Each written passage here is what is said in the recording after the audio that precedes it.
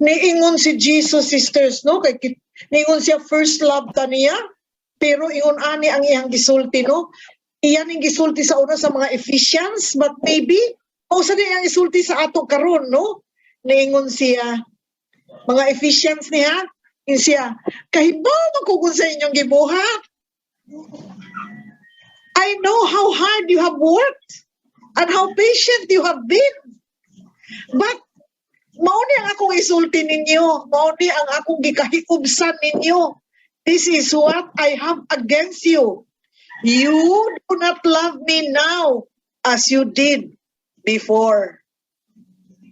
Lahi ang inyong pagmahal nako karon kaysa inyong pagmahal sa una. Sus, murag yun og romantic love, no? Mga sisters, no? Ingon ana ba ang gisulti sa Ginoo? Karon makapangutana ta sa atong kaugalingon, have I left my first love?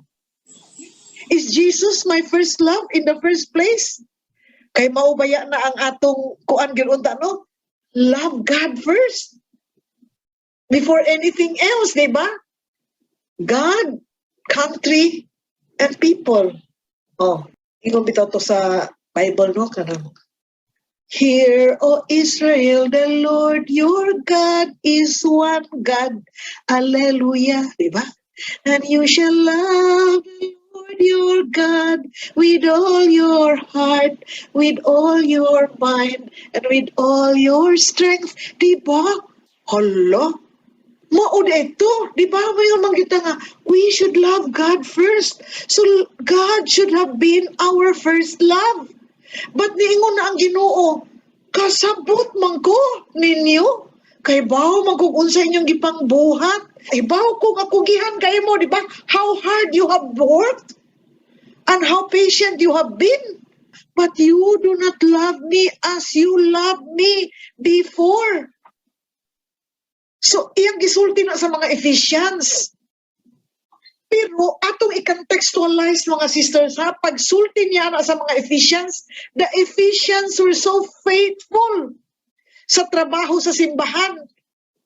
They were so busy in their service. Kaya remember, these are the first Christians. They are evangelizing. They are trying to spread the word of God. They are trying to work with people. They are doing service to the Lord. Mao na mingon ang Ginoo, kahibaw ko unsa mo kakugi sa inyong pagtrabaho, sa inyong service. But do you still love me? Hala, anak man daay mga sisters. Niingon si Jesus, anak nga, inyo naman kong gibiyaan.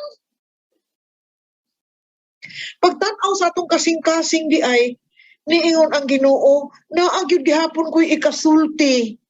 Kay nga no, inyong gibiyaan ang inyong first love. Tuan na mo sa inyong trabaho. Tuan na mo sa inyong pag-evangelize. Tuan na po pirmi sa unsay inyong hanggi pagbuhat. Nalimot naman mo nga na ako. Murag ingon ana sa atong bana usahay sisters, no? Naara atong bana pero na busy na itag pagpreparar sa mga bata, panglaba, pagluto, pag-ingon ana, moingon ang bana, di amang ko dahi, nalimot man kadako dahi, nalimot man kag-case na ko, good morning dahi.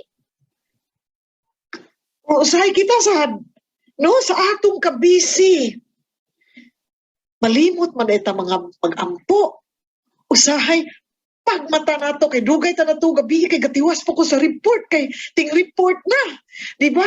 Gatiwas ko sa report, nya dugay ko nakatuog, pagmata nako kay malate naman ko, unya na lang di na lang sa ako mag prayer time. So naa say mga ingon ana, no? Tungod sa atong kabisi, pero unsa man itong gikabisihan, teaching baya, report baya para sa ato ang year-end report para baya sa Ginoo. Hala kay mo attend pa ko kay na ay recollection, mo attend pa ko kay na ami teaching, busy ka ita for the Lord. Pero murag naara si Lord din ha, moingon ba, murag naara si Lord sa ato ang kilid, unya wa nato tagda kay diara ka ha, kay naa po gibuhat diri, ya busy ka ayo ta, ningon ang Lord kanus apa man ka naghuwat na human kay gahuwat ko nimo. Anak ba mga sisters, no? Ingon anak ba ta karon mga sisters? Kay usahay ako ingon anak sa sisters. Nakakay tagbuhaton no niya. Magsalig man ta kaya atong gibuhat for the Lord baya. Nalimot man ko nga ang prayer di ay is my conversation with the Lord. Nya mo ka, nisimba man ko. O nisimba bitaw ta. But are we talking to God? Why nagsimba ta? O naalang ta din ha because obligasyon kay kinahanglan ta mo simba. Ana ba mga sisters, mao ni pasabot karon ni Jesus that you may have forgotten your first love. Ang imong pagmahal nako sa una lahi ra. Kay sa una, grabe kaayo ang atong conversation, no? We talk with each other in prayer. Pero karon, wa naman. Ana dai sisters, no? No, wa lang ta mag-generalize, no? Kay some of us maybe ingon ana gihapon ka close ang communication with the Lord, no? But this is a time for us to reflect. Hala, tuod, no? Makaana ta, no? Busy ba yata? Busy ba yata, di ba? Daghang ka itaog teachings, daghang ka itaog i-prepare, na napatay mga recollection, napatay mga fellowship, mga ingon ana, no? And always we put in our mind that it is for the Lord anyway. But the Lord is just there. Naglingkod gahuwat nga atong tandon. Sobra tingali nato ka busy. Usahay na sobrahan ang atong responsibilities. Usahay na sobrahan ang atong service. Nga nalimta nato si Jesus. Nalimta nato ang atong prayer time, mga sisters. Unya na lang ka, Lord. Kay para imo bitaw ni gihapon kani akong service para imo man gihapon ni unya na lang or ugma na lang ko mag-pray, di ba? So mauna ang atong reflection, no, how is my love life with Jesus? Natay love life with our husband, natay love life with our children. What about our love life with Jesus? Kumusta man? Because Jesus wants our hearts. Jesus not only wants our hands, our feet, our mouth in service. Gusto sa niya ang atong kasing-kasing na apa ba? Is our heart tahay still looking at the Lord as our love? Or looking at our Lord na kay maoy atong gisilbihan kay Ginoo?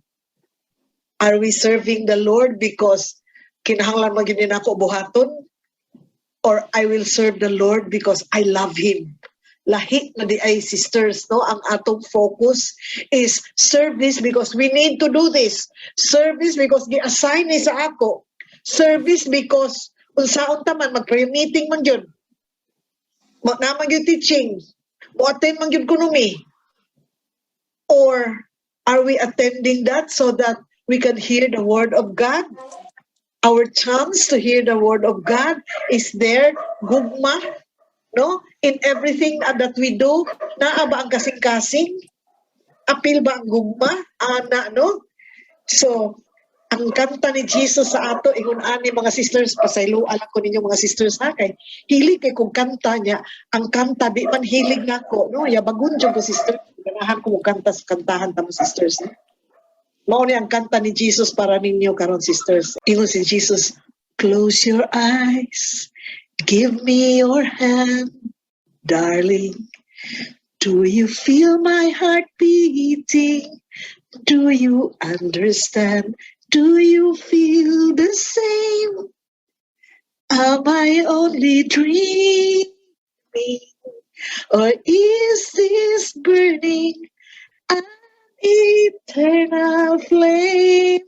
Ana sisters, ingon si Jesus, na-feel ba ninyo ang warmth of my love? Kay mo ingon sa si Jesus, kay wa na ko ma-feel ang warmth of your love. No? Do you feel my heart beating? Nasabtan ba ninyo ang akong gugma para ninyo? Kamu, do you feel the same? Ana si Jesus, no? Kay, wa na tingali ma-feel ni Jesus. Am I only dreaming? Nag-dream na ba lang ko? Nagihigugma pa ko ninyo? No, yun, love man ka na mo, Lord. Love bitaw Ang ingon lang ni Lord, dili lang parihas sa sauna. Wa man maingon si Lord nga wa na nato siya gilag. Ang ingon lang ni Lord is not like before. Okay? So, is the eternal flame still burning? Or nag-flicker na, mga sisters mo, ito atong candlelight activity? Nag-flicker na ba? Nalimta na ba nato siya usahay? Nalimta nato siya, no? Through our career, natay trabaho, sa atong kahadlok, sa COVID, for example, nalimta na nato siya. Nya tungod kay sa kawa nato'y trabaho, naglingaw ta sa atong kaugalingon og luto-luto, tanom-tanom, no, plantita-plantita. Unya nalingaw na noon ta ato, usahay nalimot na sa atong prayer time. No? All of this may have ha, wa ko mamasangil ha, that you have, may have taken us away from God. No, our service, our family, these are all important. But it should not be apart from our love for God. No, there has to be a balance. Sa trabaho, mga sisters, gitudluan man tag work-life balance. Kinahanglan dili trabaho lang, opisina, nalimta na to ang pamilya. Dili sa pamilya lang, pamilya niya, atong trabaho, nato matarong, so mawad ang tagtrabaho. Mawad ang sa pagkaon sa pamilya. So we have to balance our work and our life, family life. Karon, ang atong ikuan is atong ipuno, work-life, Lord, balance. Naa pa ba ng atong work-life, Lord, balance? So, mao na tan-aw nato, sisters, no? How I lost my first love. If we are saying that Jesus is our first love, giunsa nato pag kawala ang atong first love. Sus usahay mga sisters, sobra rata ka self-absorbed. Sobra ka self-sufficient. Nagtuo ta nga kamao na ta. Nagtuo na ta nga we don't depend on God anymore. Ug maghatag tagtok. Uy, moingon na ta nga, sige lang, bahala na, di na ako mag-study, di na ako mag-prepare sa tok, kamao na bitang ko ana. Diba? Nawa na atong reliance sa Ginoo, no? Say maghimo kog tok, no? Magsige kog gingog Lord, unsaon ni nako pag-attack, unsaon nako pag-atake ang topic. We always include the Lord bitaw, Lord, how do you like me to present this topic? Dili da ay self-sufficient nga kamao naman ko, no? Nasakit ang atong anak, we do our best, palit og tambal, palit og ingon ani, palit og ingon na, nalimot naman tag-ingon nga, Lord, heal my child. Diba? We become so self-sufficient. We lost our dependence or reliance on the Lord. So, manilos ang Lord, di ara ba ako, makatabang ba yung ginunta ko nimo, pero nalimtan na yung ko nimo. Diba? We think that we have everything, we don't need the Lord anymore. Yung anak, no, we become too self-sufficient. We run our lives, we run our home, we run our ministry, our service, like we run it. It's no longer that Jesus is the boss. It's no longer that Jesus is our Lord. Nawa na bitaw ang Lord, unsa kay akong buhaton, Lord, para matarong ning activity. Nawa na ang Holy Spirit guide us. Yung we become too self-sufficient. So that way we can lose our first love, no? Si Jesus na ang gahuwat nga naara ko, I want you to depend on me because I am your God. Remember? I am your God. You are my people. Remember that? Diba? I am your God. I will provide for all your needs. You are my people. But now, we forget that you are God, that you are there, that you provide for us. Muna, so, that is how we lose. Muna mo yung si Jesus, di na lagi pareha sa una, nga dependent kay kanako. Karon lagi, usay, malimot na lagi kanako. So, mauna siya, that's how we lose our first love. Kay, naaraman si Jesus gahuwat, Unya, na out of place na di ay si Jesus mo na moingon siya nga di naman pareha sa una. Oh, ana no?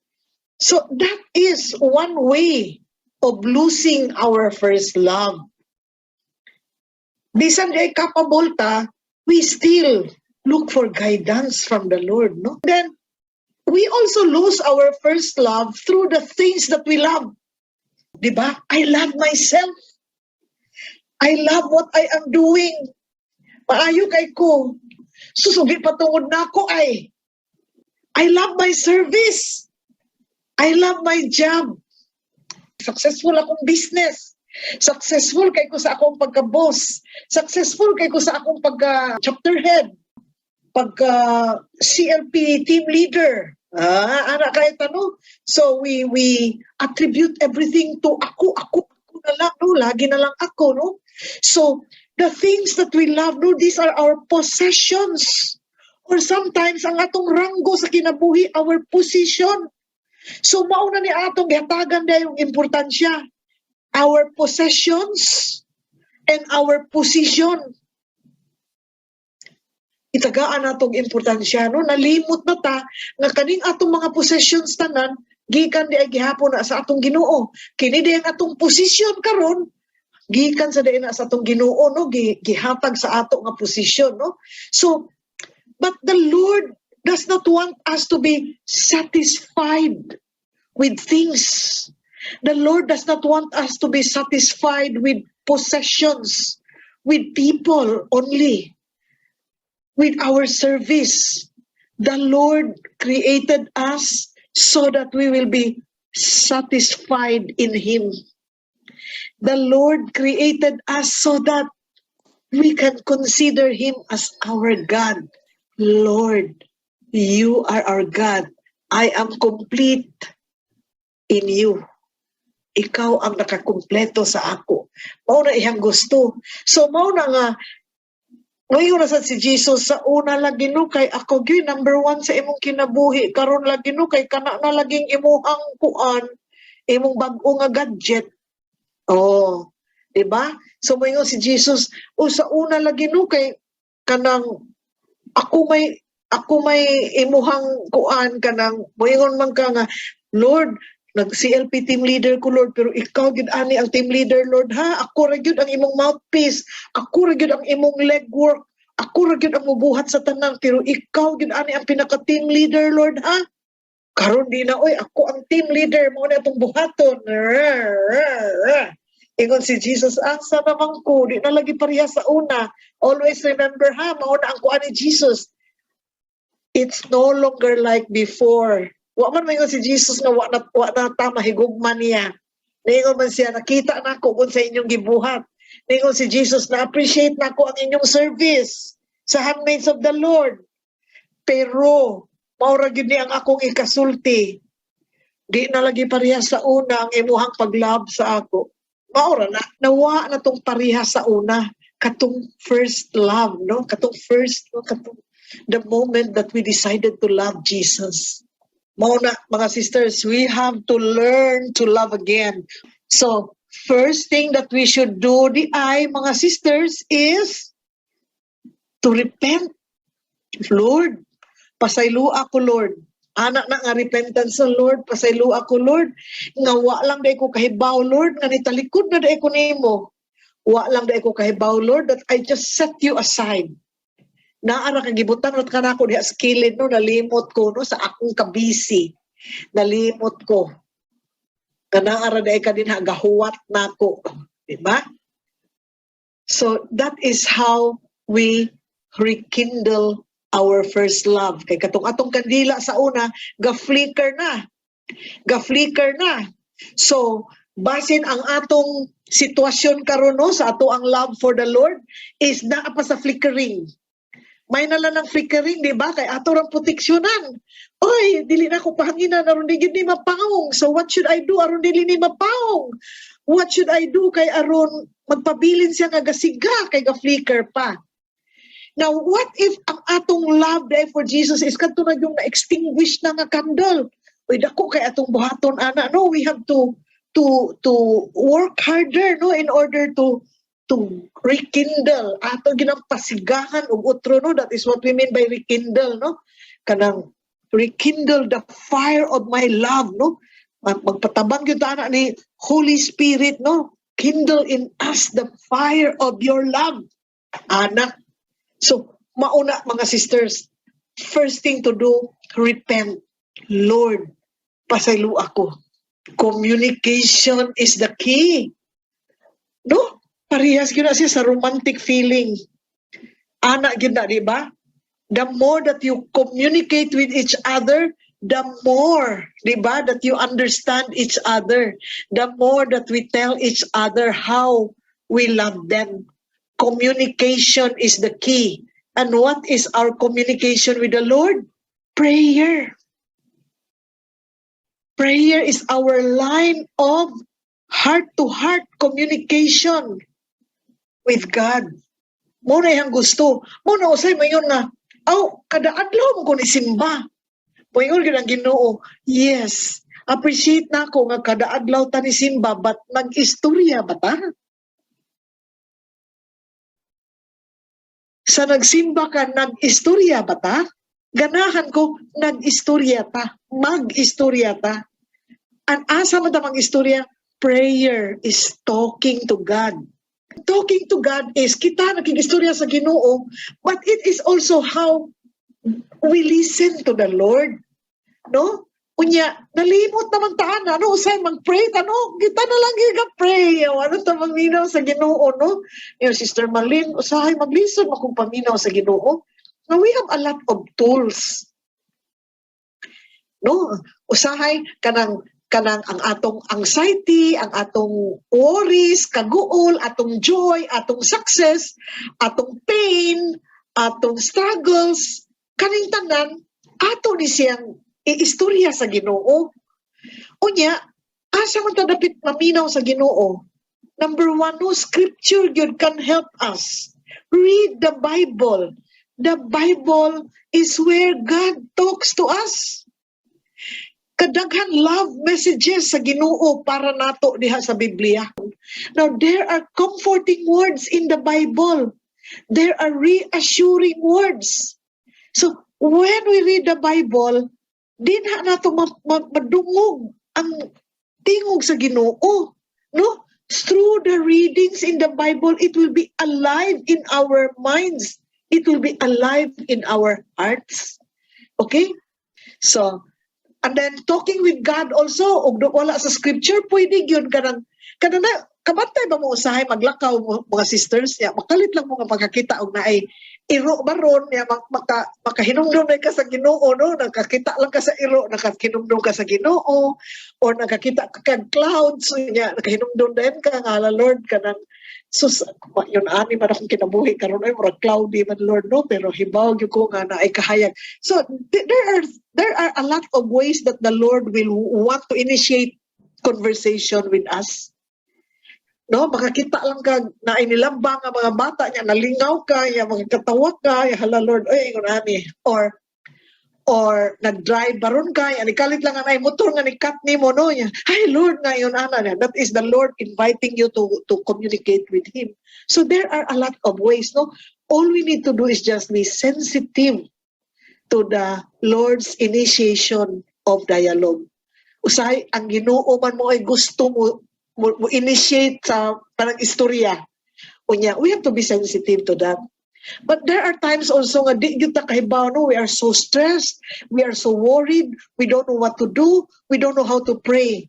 All we need to do is just sit down and say, Lord, gubot kay kung una-una, Lord, wag yung ko kahibaw, unsaon ako pag-ampo. The Holy Spirit will take over, no? As long as you're just there, the Holy Spirit will pray for you. Diba? Itudluan mo taana sa diba? So, mauna siya, no?